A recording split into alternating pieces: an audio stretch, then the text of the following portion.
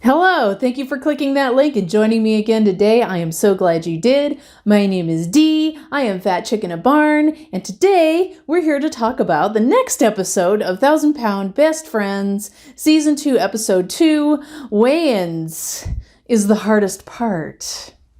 So the show opens up pretty much where it left off, with Megan freaking out about getting on the scale, and I guess I must have forgot to say this, or maybe I just thought about it, but I was like, how did she get there? Is she just going to walk home? Is she going to Uber? How is this going to happen? Is she hiding in the bathroom? Is she really leaving? I don't know. But she hid out in the bathroom, and then the girls gather up the scale and the journal, and they go inside, and they were kind of talking and saying, geez, it's kind of a little unfair, actually, how whenever Megan tells them, hey, cowboy up, you can lose weight, get your shit straight, they all listen, but when they tell her the same thing, she's like, nope, I'm done, I'm out, deuces. So they get Megan out of the bathroom. She comes out of the bathroom and was like, well, I'll weigh in, but I wanted to weigh in privately so that I would get the news first so that she would have time to process it, which I can understand that, and I'm sure the other girls can too. But Tina decides to get on the scale first, and she was 297. She's 305 at the time of this weigh-in, so that's an 8-pound gain. So she's actually pretty frustrated that she seems to be gaining and losing the same 10 pounds over and over. And trust me, I have been there. I'm still kind of there. It is annoying. It is very frustrating, but you have to understand that it's the food. It's what you're eating. I totally stole that from Alan Roberts. Please don't sue me. But seriously, it's the food. It's what you're eating. So you got to take a look at what you're doing.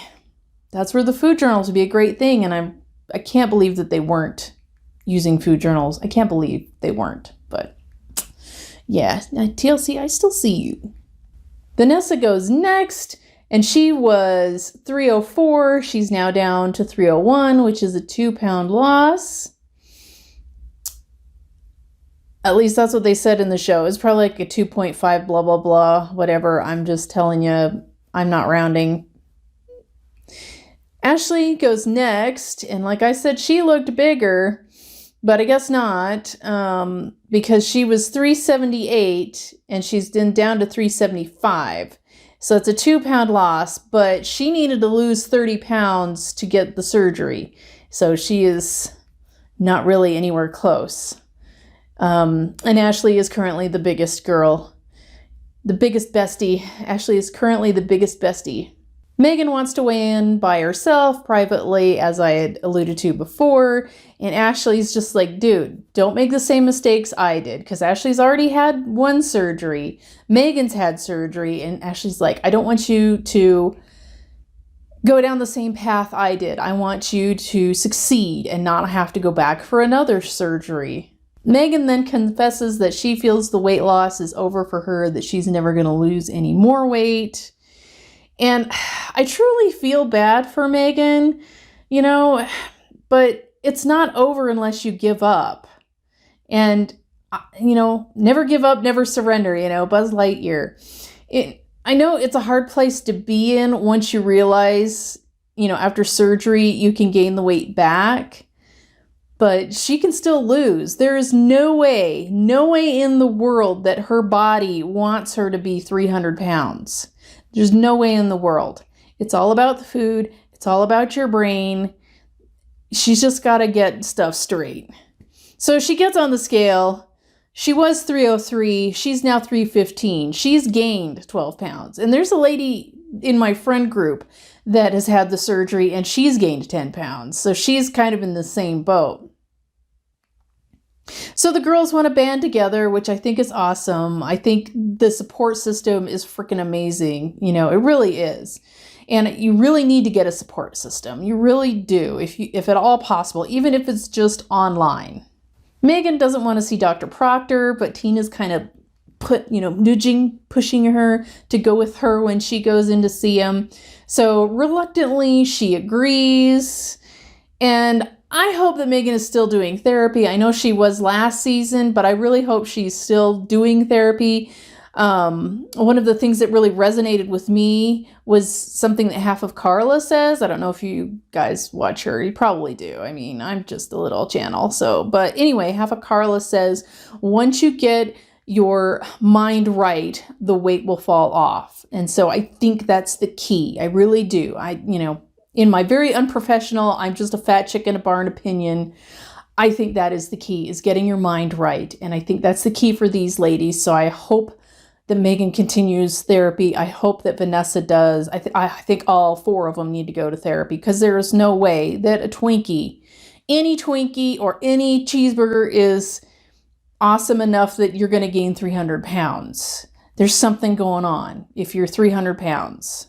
In my very unprofessional opinion. Next, we cut to Tina's house, and the insurance company is allowing them to go in and clean up a bit in preparation for the construction company to come in and start redoing, remodeling, making repairs, all of that fun stuff, which is going to be some doing, I think.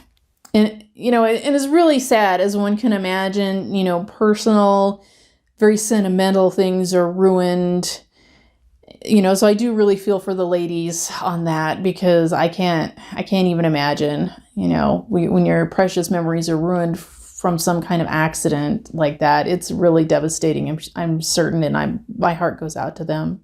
So Tina's finds Megan in the basement, and Megan's going through stuff, and Tina asks if Megan's food journal was damaged, and Megan says, "Oh no, it's back at the hotel." And Tina's like, "Well, I sure haven't seen it in your hands very much." Megan then says her weight loss and all that is not a priority because they're going through so much stuff and her life just feels out of control. There is one thing in this world you can control, and that's what goes in your face. I will say it forever. We'll keep saying that. That is the one thing that you can control, is what goes in your face. You may not be able to control pipes bursting in your house, or insurance companies cramming everyone into one hotel room. You can't control that stuff, but you can control what goes in your face. So we cut to Vanessa and Ashley in the gym. Dr. Proctor had told Vanessa he wants her to start building muscle mass. So she felt that Ashley was kind of in a slump. So she wanted to bring her to the gym so they can start working out, and, maybe this will help her, get out of a slump. And I agree, nice little endorphins and things from working out might really help her feel better about things. According to the research that I have done in my very unprofessional Google search kind of way, every pound of muscle that you gain burns 80 to 100 calories in a 24-hour period. Now, I know that seems kind of paltry, but that's 80 to 100 calories that wouldn't have gotten burned if you didn't have that muscle. And if you have enough muscles, that's really actually going to help you. It's going to add up. It's really going to be seriously beneficial. Plus, you'll feel better, and you'll be, able to do more things if you build muscle. So as the ladies are on the stationary bikes, the trainer comes out, and he's got this t-shirt that says "No pain, no glory." I'm like, oh, okay. I'm not sure these ladies are going to agree with that. So he has them warming up on the bikes, as you can imagine, as we kind of already alluded to. After their little warm up on the bikes, he says, "Let's go stretch." I am not a fan of static stretching. I feel that I have pulled more things from static stretching than just getting a nice warm up and then going into weight training. That's my opinion. That's my lived experience. So and I feel better after the workout and then stretching. Does that make sense? I feel better, I do my workout and then I stretch. I feel like I get a much deeper kind of stretch then, but this is my personal lived experience, and I'm just a fat chick in a barn. What do I know? So the trainer has them doing lateral raises and front raises with what looks to me to be like 5-pound dumbbells, which is cool. Vanessa says at some course of that, that weight training gives her confidence and makes her feel stronger. So I'm all about that. Ashley decides that they can't do this ab machine that he has them go do. And I'm kind of like, side-eyeing this one because he's got their feet up on a ball and then he's having them curl. And I'm like, that looks really unstable. She's a baby beast, isn't she? 7 baby beasts. 8. Yeah, I made me laugh. 9. 10. Awesome. Good work, baby girl. We did it. Granted, I'm not a personal trainer, but that just looks kind of janky to me. Janky, I don't know, kind of ratchet. Just, I don't know that if I was a personal trainer with some morbidly obese women, if that's what I would have them do. But hey, I'm not a trainer. But Ashley's kind of freaked out because she's had a hernia and she doesn't want to do it. But the trainer, Ernesto, I think his name was Ernesto. No, is it not? Isn't it? Was it? I don't remember his name. Anyway, he talks her down off the ledge and he says that he's had hernia surgery as well. And so he convinces her to do it. And I'm super proud of Ashley for doing it. It's a complete rando on the internet. But I'm really proud of her for doing it, for facing her fears. And Vanessa actually recommends to Ashley for her to go see Dr. Connie, the therapist from the first season. And again, once you get your mind right, the weight's going to fly off. So I'm hoping that she does go get the therapy. Then we cut to hotel life, which is really rough. Tina's trying to get the kids off to school and Megan's hogging the bathroom. And Tina's about ready to kill everyone, especially Megan. Then we cut to Ashley. This little interlude just to show the insanity of them all trying to live in the hotel room. And then it cuts to Ashley visiting Dr. Connie. And Ashley opens up and says that her father passed away at 56. And it was due to renal failure, but he also was obese and had diabetes. So he had a bunch of other health, comorbidities going on. And Ashley has a lot of guilt regarding her father passing. And she just kind of wonders if different decisions were made, if he would have survived. And it seems like she's never fully grieved her father. So Dr. Connie asks her to write a letter to her father and her past self about her feelings at the time and forgiving herself, which in my, again, unprofessional opinion, could be very beneficial. And I'm wondering if I should do something similar. I have been trying to very half-heartedly do the morning pages where you just write down 3 pages of whatever's on your mind to kind of unclog your creativity. Another thing that I did that the people might find as an interesting study in themselves is I used to write my will every morning. Not because I thought I was going to die or, not because I was obese and was going to die or anything like that. Just as an interesting study to see what I would give away, who I wanted to have, what things, what thoughts and feelings I had. So I think it was interesting. If you want to try it out. And, let me know how it goes. And now we got to the dreaded Dr. Proctor visit that Megan doesn't want to go to. And she swore she never would go through these doors.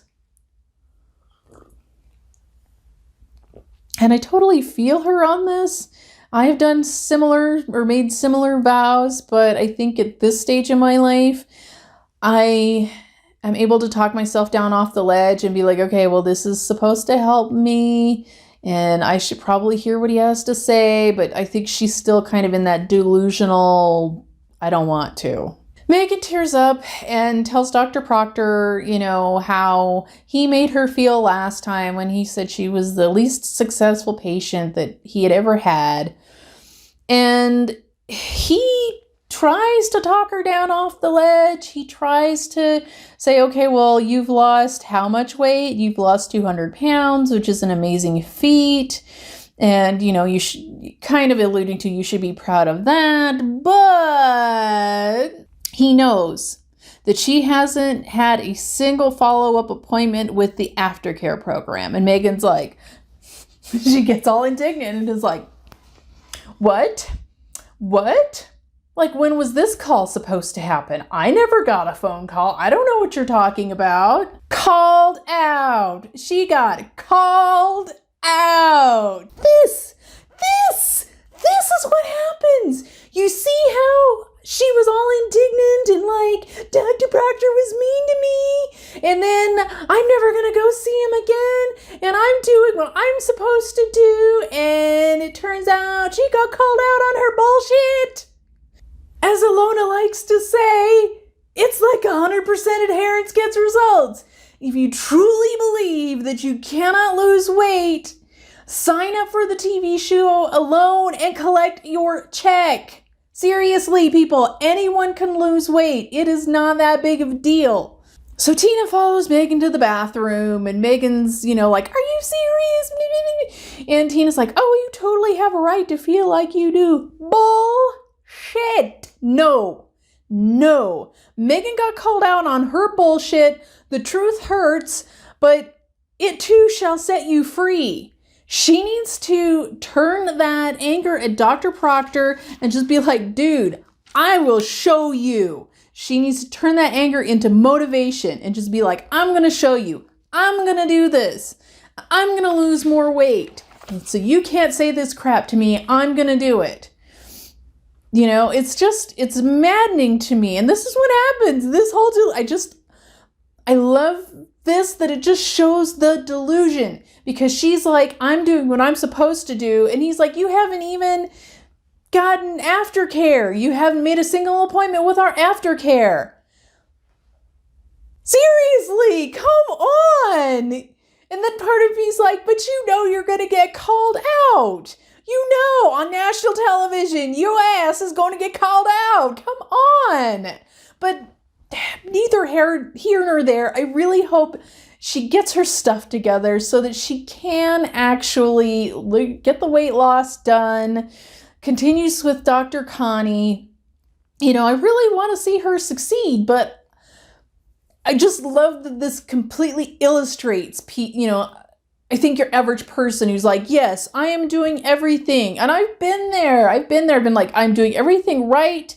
And I cannot understand why I'm not losing weight. I even engaged a coach to talk to someone about it. And what I figured out was I was like, calorie cycling? Would that be it? Calorie cycling, where I would eat like a low amount of calories one day, and then the next day I'd be blowing it out of the water, eating 3,000 calories, and then the next day I'd be eating, and it just was this whole like mountain, like just unbalanced thing. And so then I was like, okay, I'm going to eat this many calories. And it was a little higher than what I was doing, and say, even if I just get to maintenance, a nice maintenance, maybe then I can begin lopping off a couple 100 calories here and there. But yeah, sometimes you need to talk to someone and find out what, see what mistakes you're making, because I found it was very interesting once I engaged a coach, because then I turned around and looked at what I was doing, like through the coach's eyes, and was like, oh, all right, well, granted, that was money well spent, but I probably could have figured that out on my own too. But, if you are having problems, there's nothing wrong with engaging a coach, or talk to a friend who's maybe lost weight. Maybe you can go on a forum like the one I have linked in my, linked below, the fat chicks, the 3 fat chicks. There's lots of people. There are other forums you could get on and just maybe talk to someone, and they'll have all kinds of different advice, and some of it is going to be shite. Some of it's going to be shite, and you're just going to have to weed through it. If you're on a plateau, okay, you've plateaued, eat a little more, eat a little less. Experiment. Maybe if you're eating 5 meals a day, cut it down to 3 meals a day. It's a big science project, and you have to find out what works for you. And sometimes what you think is going to work for you doesn't work for you in the long run. Maybe it works out in the beginning. Maybe you have to make some modifications to what you're doing. It's okay. you can't, maybe you started out with keto, but that's really hard. So you switched to counting calories, or maybe you were counting calories and you're like, man, this really sucks. I just don't want to do this anymore. Maybe you switch to keto. Maybe you do the Atkins diet or something like that. While I don't recommend cutting out whole food groups, my advice is a very, fat chicken in a barn. I don't know what I'm doing, but just experiment, see what is easy for you, because what you want to do is find the easiest path for you, because you're going to have to do this every day for the rest of your life. That's why fad diets don't work. Fad diets do work because you do lose weight. All diets work because you lose weight, but fad diets you can't stick with, and you need to make a lifestyle change. You need to do the same thing every day for the rest of your life. So you have to think in terms of that. You have to be like, okay, is this easy for me to do every day? If it's like, I hate meal prep. Okay, well, what can you do? Maybe you should meal prep ingredients. Just be like, okay, well, I have a thing, a tub of chicken cooked up, and I have some vegetables cooked up, so I can just slap it together and make it into a meal. But if I don't feel like eating those vegetables, maybe I have some other vegetables that I can get out of the freezer and microwave, or maybe, I feel like, having pork chops, okay, well, I'll get pork chops out, but I already have these vegetables and I can throw them together and make a meal. Or maybe you're like, you know what, I don't want any of this stuff. I don't want to eat meat. I don't want to eat vegetables, but I need to get some protein in. Have an anabolic ice cream. So maybe ingredients of meal prep would be good for you. Maybe doing something like Amberlynn did with Getting Freshly would help. Maybe once a week, have, a food service delivers a healthy recipe or something for you, just to kind of keep you on track and give you a break from having to cook your own food. Cook in bulk. Maybe you don't like cooking in bulk. Well, maybe have some cans of tuna fish around so you can have a tuna sandwich if you eat bread. There are ways around these things. You just have to look around, think creatively about it. Think about your life and what works for you. And as long as you don't give up, you may be stumbling around with a lantern in the dark for a little while, but as long as you don't give up, as long as you try new things and keep going for it, you will make it. Find an exercise you like. You don't have to do weight training. You don't have to jog. You don't even have to go to the gym. You can do it all with diet, but I think you should probably find some form of movement that you like, in my very unprofessional opinion, which could be walking. It could be swimming. It could be playing ping pong, just some kind of activity so you're not just sitting there eating stuff. So like I said, it's a big science project. You are on yourself. And just try different things. Like I said, try different foods. Like I wanted to try those, I'm going to say it wrong, but nopales. Like I wanted to try cactus. And I found out I like it. It's really good. That's why I have those little cactus strip things that I get in the jar in one of my eat-in-a-days. Get something, try that out, Try out spicy food, try the Mediterranean diet, just try different things and find out what is easy for you, because it needs to be easy for you to be able to do it every day for the rest of your life. Because if you stop doing it, that's when you gain the weight back. That's when diets stop working, when you're like, you know what, I'm done with this. I'm going to eat shit. I want to eat cupcakes and muffins and candy bars. That's me. I want to eat sugar all the time, but there you go. That's how it goes. You got to stick with what you're doing. Find something that's easy that you enjoy. Not to, I hear Coach Greg, buy my freaking cookbook. Hey, try Coach Greg's cookbook. He's got recipes on his channel. Go watch his channel and learn how to make anabolic ice cream and sloppy Gregs and that stuff. Or maybe you don't want to do that. Maybe you think that his cookbook's the cancer cookbook because he likes artificial sweeteners. Then try, eating whole fresh foods. You can try being, those people that eat raw foods. Eat raw food, maybe just cook meat. Be pescatarian. Try that out. Just try things out and see what works for you and what's easy. And if you try out being, I don't know, keto for a week or a month and you find you're binging your face off eating sugar because you can't handle not, then, maybe you need to make an adjustment. Maybe you're a sugar addict. Maybe you can get by with eating whole foods and then maybe on Sunday having a candy bar. Try different things, in my unprofessional opinion. With that, guys, I will see you for the next episode of 1,000 Pound Best Friends. Air hugs! And I am out.